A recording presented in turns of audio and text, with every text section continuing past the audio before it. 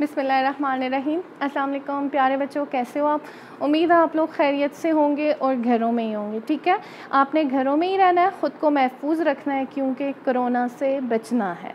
और आप लोग दुआ करें कि ये जो मर्ज़ आया हुआ है ये ख़त्म हो जाए, जो हमारा तालीमी सिलसिला स्कूल बंद हैं, कॉलेज बंद हैं, ये दोबारा से स्टार्ट हो जाएँ। ठीक है, तो बच्चों अपना बहुत सा ख्याल रखिएगा, घरों में ही रहना है आज। जी तो बच्चों, आज जो हमारा लेक्चर नंबर 3 है,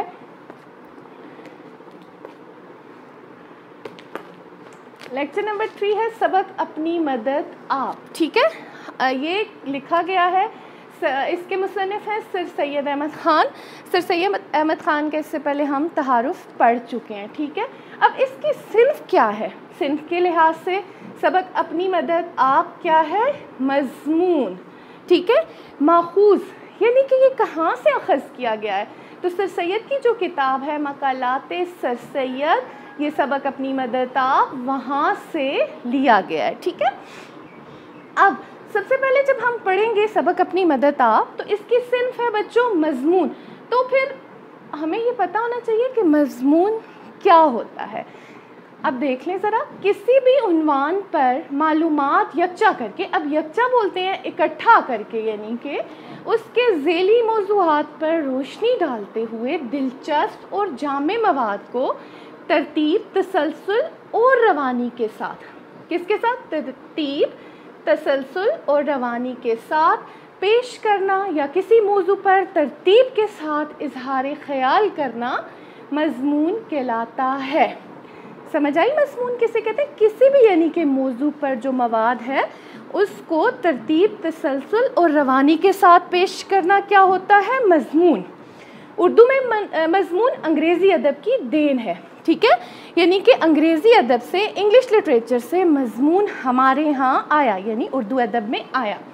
जब दिल्ली कॉलेज कायम करके अंग्रेज़ों ने उलूम व फ़नून पर तवज्जो दी, तो इस कॉलेज के मास्टर रामचंद्र, ठीक है, मास्टर रामचंद्र ने सबसे पहले मज़मून निगारी की बुनियाद रखी। किसने सबसे पहले मज़मून निगारी की बुनियाद रखी?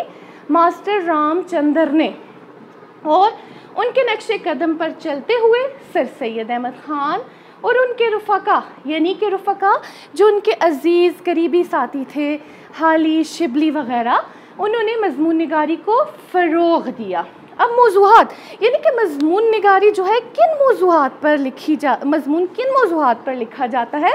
तो ये अदब पर लिखा जाता है, साइंस पर लिखा जाता है, मज़हब पर लिखा जाता है, सियासत पर लिखा जाता है, समाज पर लिखा जाता है, मुआशरत पर लिखा जाता है, यानी हर मौजू पर मज़मून में इजहार ख़याल हो सकता है। अब मौज़ूआत के लिहाज से जो मज़मून निगारी है उसकी किस्में देखते हैं कौन कौन सी। अब इल्मी किस्म के मज़ामीन भी होते हैं, ठीक है, अदबी मज़ामीन भी होते हैं, सियासी मज़ामीन भी होते हैं, इस्लाही मज़ामीन भी होते हैं, मुहाशी, तहकीकी, तनकीदी वग़ैरह मज़ामीन होते हैं। अब ये जो हमारा मज़मून है अपनी मदद आप, ये कौन सी किस्म है? ये इस्लाही किस्म का मज़मून है। ठीक है, इसमें सर सैयद अहमद ख़ान ने मुसलमानों की, वैसे भी सर सैयद अहमद ख़ान ने मुसलमानों की इस्लाह का बेड़ा उठाया था, तो इस मज़मून में भी सर सैयद अहमद ख़ान ने मुसलमानों को बताया कि किस तरह से उनकी इस्लाह हो सकती है। समझ आ गई यहाँ तक आपको बात?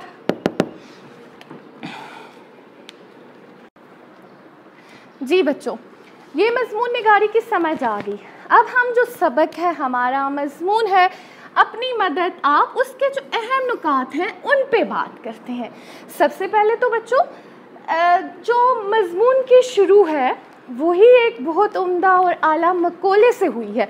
अब देखते हैं वो उम्दा और आला मक़ोला क्या है। खुदा उनकी मदद करता है जो आप अपनी मदद करते हैं। ठीक है, समझ आई? यानी कि अल्लाह ताला भी उन लोगों की ही मदद करता है जो अपनी मदद आप करते हैं। ठीक है, आप खुद बच्चों अपनी ज़ाती ज़िंदगी से इसकी मिसाल ले लें। देखें, आप लोगों ने एग्ज़ाम देने हैं, ठीक है, अच्छे मार्क्स लेने हैं, आगे अच्छी जगह किसी मेडिकल कॉलेज, इंजीनियरिंग यूनिवर्सिटी वग़ैरह में एडमिशन लेना है, तो उसके लिए आप अगर हाथ पे हाथ धर के बैठ जाएंगे तो क्या आप वहाँ पे जा सकेंगे? ऐसा मुमकिन नहीं है। ऐसा तब मुमकिन है अगर आप अपनी मदद करना चाहें। अब अपनी मदद आप कैसे करेंगे? यानी कि आप सुस्ती छोड़ देंगे, कायली छोड़ देंगे, दिल लगाकर पढ़ाई करेंगे, मेहनत करेंगे, ईमानदारी से पढ़ाई करेंगे।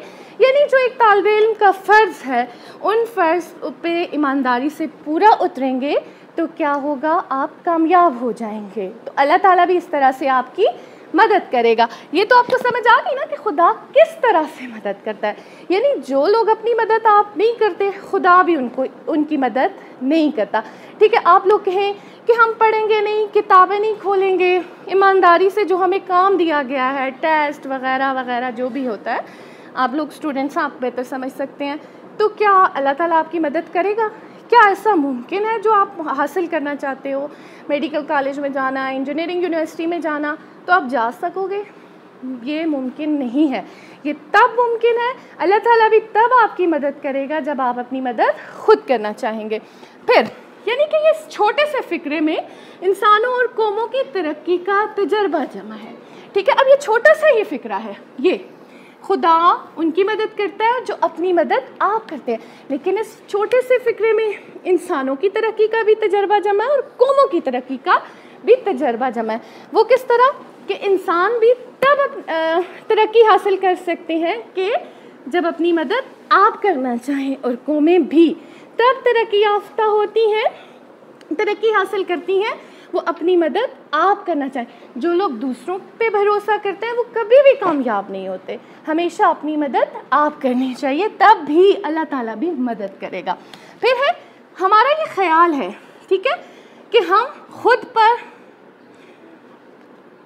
खुद कुछ ना करें। ठीक है, हम अगर ये दूसरा जो इस सबक का अहम नुक्ता है वो है, अगर हमारा ये ख्याल है कि हम खुद कुछ ना करें, गवर्नमेंट ही सब कुछ करे, तो ये ख्याल गलत है। गवर्नमेंट हमेशा अवाम का अक्स होती है। यानी हम कहें कि हम कुछ भी नहीं करेंगे, जो कुछ करेगी वो गवर्नमेंट करेगी, तो ऐसा मुमकिन नहीं है। अगर हम अच्छे काम करेंगे तो इसके बदले में गवर्नमेंट भी अच्छे कानून बनाएगी। हम बुरे काम करेंगे तो गवर्नमेंट भी जो है वो बुरे कानून बनाएगी। गवर्नमेंट में हमेशा अपने अवाम का अक्स होती है, यानी कि जैसी अवाम वैसे हुक्मरान। तो इसलिए अगर हमें गवर्नमेंट से अच्छे की उम्मीद रखने की बजाय हमें चाहिए कि हम अच्छे काम करें, हम खुद को तरक्की दें, हम अपनी मदद आप करें, तो सब अच्छा हो जाएगा।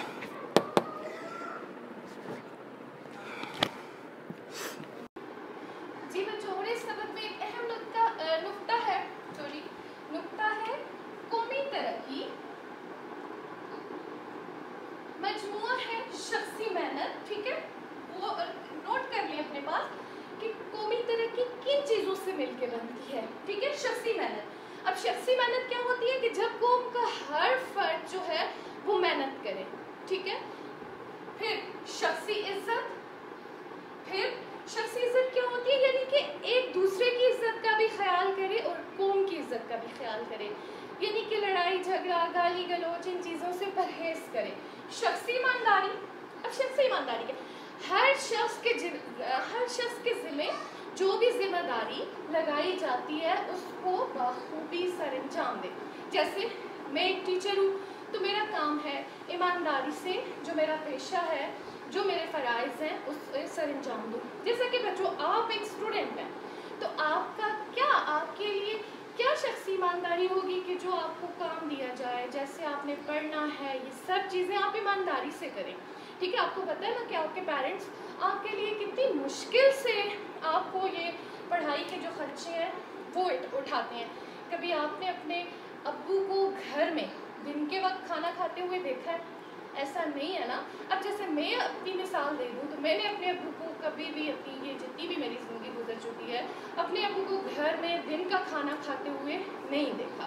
हम लोग तो दिन को आराम से पंखे के नीचे बैठे हैं, हीटर के पास बैठे हैं, खाना भी खा रहे हैं, चाय भी पी रहे हैं, लेकिन हमारे जो वालिदैन हैं वो हमारे लिए खूब मेहनत कर रही हैं, कमा रहे हैं, हमें खिला रहे हैं।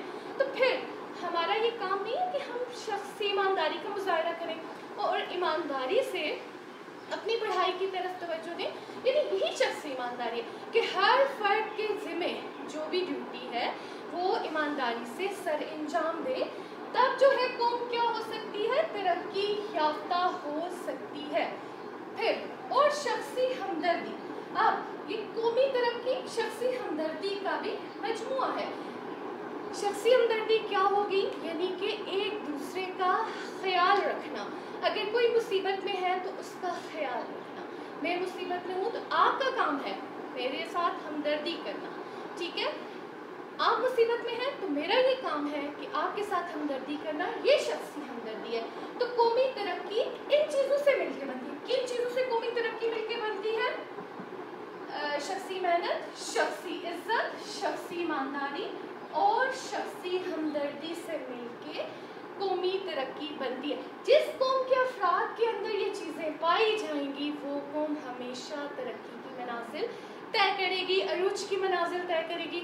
उस कौम को तरक्की हासिल करने से कोई भी नहीं रोक सकेगा। क्लियर हो गया?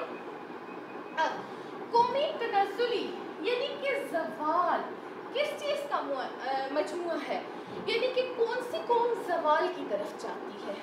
बच्चों हमेशा वो कौम ज़वाल की तरफ जाती है जिसकी शख्सी बेइज्जती, यानी कि जिस कौम के अफराद के अंदर एक दूसरे की इज्जत का ख्याल ना हो, हर वक्त लड़ाई झगड़ा गाली गलौज ये काम लगे रहें तो कोई भी कौम तरक्की हासिल नहीं कर सकती, बल्कि वो कौम कहाँ पे जाती है, ज़वाल की तरफ। फिर जी शख्सी बेईमानी, यानी जिस कौम के अफराद बेईमानी करेंगे, जो उनकी ड्यूटियाँ हैं उन्हें बखूबी सर अंजाम नहीं देंगे, तो वो कौम के अफराद के अंदर शख्सी बेइज्जती, शख्सी बेईमानी, शख्सी खुदगर्जी पाई जाए, वो कौम कभी भी तरक्की हासिल नहीं कर सकती। वो कौम हमेशा ज़वाल पजीर होती है। और शख्सी सुस्ती, यानी कि जिस कौम के अफराद के अंदर सुस्ती हो, अपनी मदद आप करने का जज्बा ना हो, वो कहें कि ये काम दूसरा कोई कर देगा, आज का काम कल पे छोड़ दें या दूसरों पे छोड़ दें, वो कौम कभी भी बच्चों कामयाब नहीं हो सकती।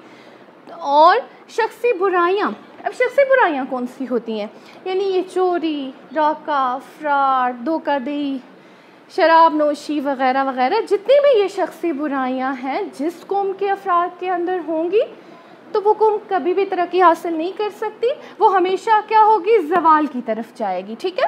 अब फिर इसी सबक में एक अहम नुक्ता क्या था, विलियम ड्रॉगन के असूल का मफ़हूम बताया गया था।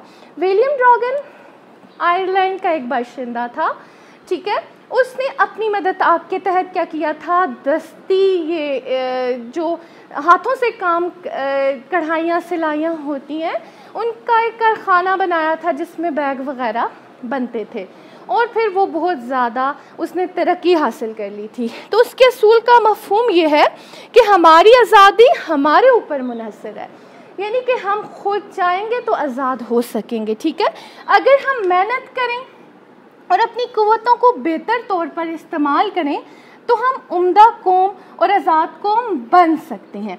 यानी यही वही अपनी मदद आप, अगर हम अपनी मदद आप करेंगे, मेहनत करेंगे तो हम उम्दा और आज़ाद कौम बन सकेंगे। अगर हम ऐसा नहीं करेंगे तो हम ज़वाल पजीर होंगे। फिर उसके बाद इस सबक में एक अहम नुक्ता था, आबाओ अजदाद की रवायात की हिफाजत करना, यानी कि हमारे आबाओ अजदाद ने जो कुछ हमारे लिए छोड़ा, हमें उनकी रवायात की हिफाजत करनी है, उन चीज़ों को मज़ीद तरक्की देनी है। यानी कि एक हमने अपनी आने वाली नस्ल के लिए भी बहुत कुछ करके छोड़ना है। यही नहीं है कि हम इस चीज़ पे खुश हो जाएं कि हमारे आबाओ अजदाद ने किया तो हम कुछ नहीं करें, ऐसे कभी भी तरक्की हासिल नहीं हो सकती। और फिर दूसरी बात, एक और अहम बात बताई गई, इल्म को अमल में लाना है। इल्म हासिल करने से कुछ भी नहीं होता, इल्म को अमल में लाना पड़ता है, तब तरक्की हासिल होती है। जी बच्चों, ये सबक के अहम नुकात थे और यही अहम नुकात इस सबक का खुलासा भी हो सकते हैं। ठीक है, ये आप अपने पास नोट कर लीजिएगा, यही इस सबक का खुलासा है। तो आपको समझ आ गई कि सर सैयद अहमद ख़ान ने क्या खूबसूरत बात से सबक की शुरू की है। तो आपने भी हमेशा क्या करना है, इसी असूल को अपनाना है। ठीक है, किस असूल को, यानी कि अपनी मदद आप। तो ये बात अपने पास लिख के रख लें, जब आप अपनी मदद आप करेंगे तो हमेशा कामयाब होंगे, कोई भी आपको तरक्की हासिल करने से नहीं रोक सकेगा। इंशाल्लाह बच्चों नेक्स्ट लेक्चर के साथ फिर दोबारा से हाज़िर होंगी। अल्लाह हाफ़िज़, अपना ख्याल रखिएगा।